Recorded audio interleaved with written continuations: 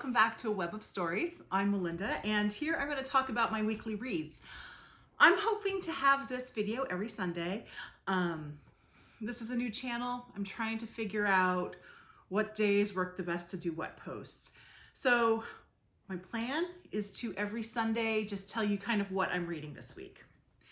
Some of these books I'm going to talk about today, I've talked about in past videos, especially my nonfiction November post, but you'll see them again, and I have some thoughts on where I am with them. The first book I'm reading, and I'm hoping to finish it today, is The Dark Queens by Shelley Puhak, the bloody rivalry that forged the medieval world. My degree, as I've mentioned before, is in medieval history. I had never heard of these two women. I realized later that's because generally they consider medieval history to start at about 800, and this takes place in the 500s. So that's probably why I hadn't heard of them. But this book is a wild, wild ride. There's two queens in Francia, which is roughly like France and Germany. They're actually sisters-in-law, but they really don't like each other. I don't think they even really have met each other, to tell you the truth. The best way I can describe this, and I've been trying to think of a way to describe it, is one of them, Brunhild, she was a Visigoth princess from Toledo, from Spain. And she understands politics. She understands statesmanship. She is like, in terms of streaming shows, House of Cards. So if you think about House of Cards, that's kind of Brunhild. And then there's Fredegund, who was a slave who became queen. And she has a very interesting hobby of assassinating people. So she is like Game of Thrones. So this is like House of Cards versus Game of Thrones. I don't understand why no one has made a movie of these two yet, because this is amazing. The author, Shelley Puhak, is not a historian, and that's actually a good thing. I've read a lot of history books in my life, and there's definitely value to them. But one thing that I notice happens a lot, especially when you're talking about a history from back before there's a lot of sources, is historians tend to get really in the weeds, and they start to think of the figures in the history that they're studying more as chess pieces than as humans.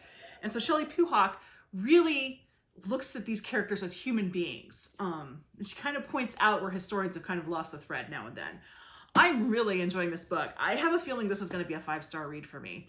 So stay tuned. As I said, I hope to finish it today, but wow, I am so glad that this is the book that I chose to start off nonfiction November. The next book I'm reading is A Room Full of Bones by Elly Griffiths. It's on my Kobo, so I'll put a little picture right here. This is the 4th book in the Ruth Galloway series. I'm enjoying the series. The Ruth Galloway, one of the two main characters, is an archaeologist, so there's a lot to do with kind of history. She's also just a really likable character, and there's other really colorful characters in this series. So I'm really enjoying that. I don't have much else to say about it. I'd like to find more time to read it, honestly. It's what I tend to read at night, and I've been falling asleep. Not because of the book, but because I'm tired. So hope to finish that one soon as well. On audio, I'm listening to Sitting Pretty by Rebekah Taussig. There's more to the title and I didn't write it down. I'm sorry, but again, here's the cover. This is a memoir of a disability activist. I'm reading this for 2 reasons. One is nonfiction November, and the other is it is the next book in my library book club. So I'm enjoying it so far.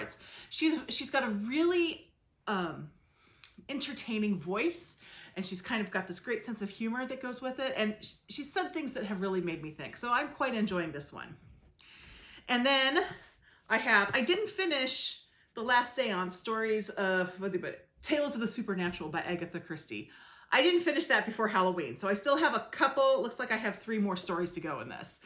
But this is a fun series. I've actually since gotten the audiobook of it. It was on sale on Libro, so I have that if I ever want to listen to it with my family on a car trip or something like that. But I'm actually really enjoying this. I thought that a lot of the stories would be things where they're mysteries that people think is supernatural, but it's really not. And there is a lot of that in this book, but there are also ones that are, honest to goodness, supernatural stories, which surprised me. And they're this is a really good time of year to read it. So next spooky season, if you're looking for a short story collection, this might be one to consider. And then we have Madly Deeply by Rickman. I'm only reading 15 pages a day of this. I should finish it on November 30th. I'm really enjoying it. It's just kind of like a fun sort of insider's look. And he was just a really lovable person and loving person, but also a bit curmudgeonly. And a lot of that comes out. My one thing is, and I have heard this, but I would have figured it out anyway. It seems like the person who edited this book may have edited out some of the more critical things he says about certain people, actors especially. And I'm kind of picking up on that there are times when there's something that went on that's not in here. The only actor so far, and I'm on like page 76, so that could change, but the only actor so far that he's had anything critical about is Emma Thompson. And from what I know of Emma Thompson and her relationship with Alan Rickman, I can guess that perhaps Emma Thompson insisted that they include what he said about her, the good, bad, and the ugly. She's a very honest person, and she wanted his honest thoughts. She does write the foreword on this, so that's interesting. But I'm really enjoying this. Again, 15 pages a day, and I don't think I could read more than that just because of the format. And then finally, The Count of Monte Cristo. As I said, this is my year-long read. I think I've got like 3 or 4 more weeks on it. So I'm getting towards the end. Revenge is happening. There are a lot of characters in this book. If I had it all to do over again, I would have started jotting down who all the characters were. That's the one thing I wish I had done with it. I'm enjoying this. I was a little apprehensive to start. Last year, I did a slow and steady, not a year long, but a slow and steady read of Middlemarch, which I hated. I may have liked Middlemarch more if I had read it, really spread it out over the year like I did this one. But I'm really glad to be reading it. It is entertaining. And I think this was really the right way for me, at least, to read this book. In fact, and I've said this before in an earlier video, I'm enjoying it so much that I'm planning to do another year-long read next year. I'm going to do Jonathan Strange and Mr. Norrell by Susanna Clarke next year, if anyone would like to join me. So that's what I'm reading now. I have not finished a book since the beginning of November. So I'm going to later this week be releasing a October wrap-up, which will have everything that I finished in October. And I think going forward, that's what I'm going to do, is I'm going to, on these Sunday videos, I'm just going to concentrate what I'm reading, and then I will do a monthly wrap-up.